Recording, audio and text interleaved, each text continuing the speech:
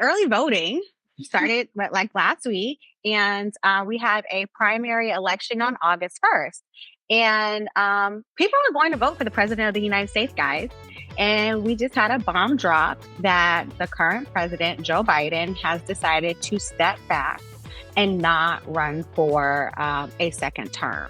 Now, no one has been hiding under a rock. So, of course, there's been a lot of question and doubt around his capacity to do a second term, as doubt about his capacity to even get through a campaign.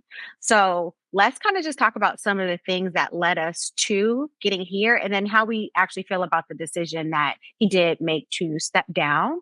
And then we can like lead into who's up next. And I will say, up until very recently, like this morning when I woke up, okay, I didn't know how I felt about it.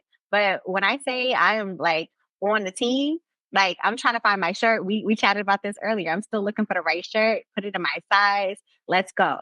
So, okay, what do we feel about the decision, how long it took, and how we got here? So I got a lot to say.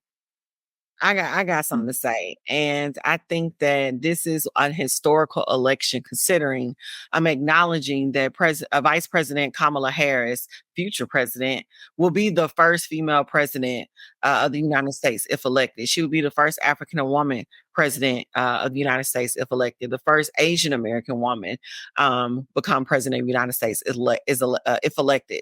And I think that is something to be proud of, all as women, especially women of color and Black women, who we have always held this country on our back. And then we seeing in this unprecedented times, we're dependent on a Black woman to hold the country down on our backs.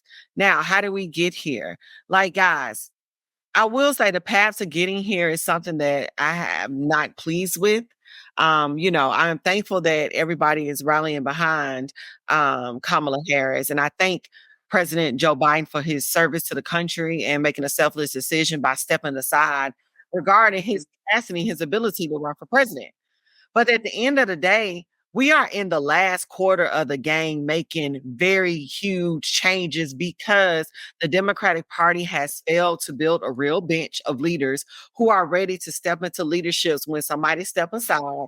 We have no young folks who are ready to take on a mantle so folks in power at mid-level can rise up and take on some of that.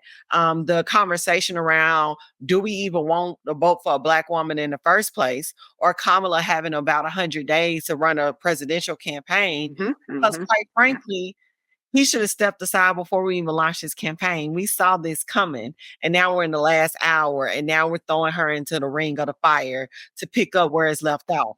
But at the end of the day, what I am glad to see is that everybody is falling in line. The assignment is understood, okay? Like, we ain't got time to be out here, oh, this person, like, everybody's following behind Kamala. Yeah, we acknowledge this identity politics, Black woman is blah, blah, blah, blah. But everybody knows she is sharp.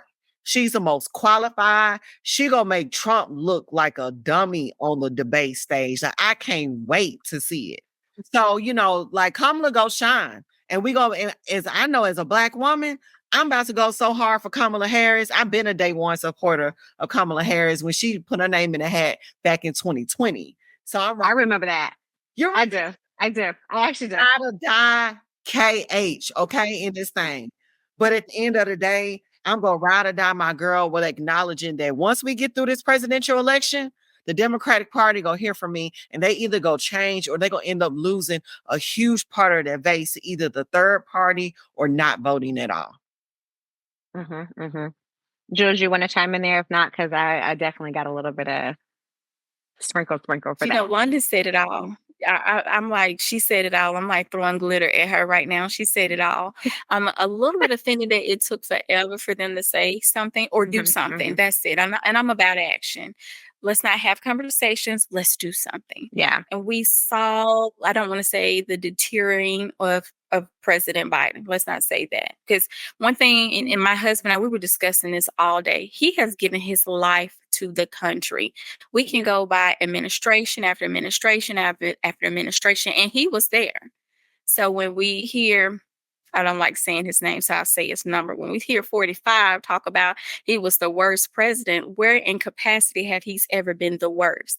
In some shape, form, or fashion, he has always been there and he has always pulled through the United States. Now, when I seen this magnificent Madam Vice President come out of the cloak of all, it was almost like a lotus, a locust. You know, here she comes, and we always waiting for it. And to even see that America is backing her up. I mean, right now she's just made history. She has made the most donations in 24 hours. What has that said? And then on top of that, we have international leaders supporting and expressing their faith and their trust in her. Come on, America. The people have spoken. Do the right thing. Yes. Do the right thing.